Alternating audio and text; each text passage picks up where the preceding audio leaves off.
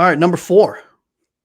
Secondary matchups. All right, hold your breath, everyone. Oh, Jesus. Secondary matchups, right? So on Carolina side, I know is it Jaycee Horn Jaycee got a Horn, yeah. massive extension, right? Which And they have Mike right, Jackson on the other side. yep. Miami, Miami needs to attack them because I think we have better wide receivers than they do cornerbacks. That's not a slight on Jaycee Horn. I think he's a very good cornerback.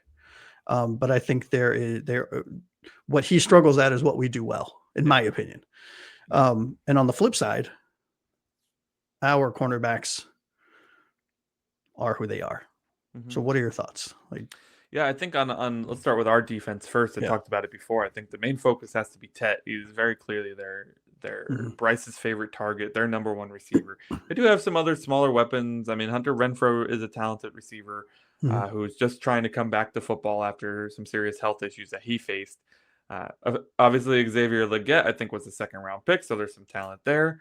And then, of course, you mentioned Jatavian Sanders as the tight end. We struggle mightily against tight ends, but that's more of a linebacker issue than a corner issue. More a personnel issue.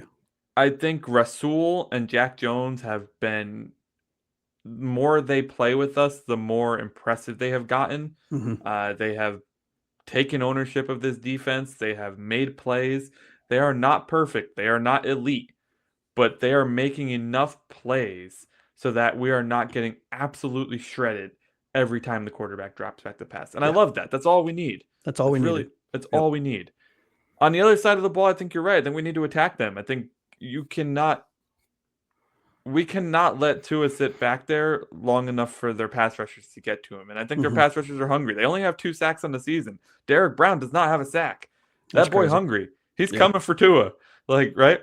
So I think that we really need to use our bootlegs, especially. We need to use. We saw it this game. We talked about it last game, and we saw it. We saw the leak of the tight end. We saw the leak of the running back, where they just stay in for a second for a block and then leak out, and they're wide open. It worked so well.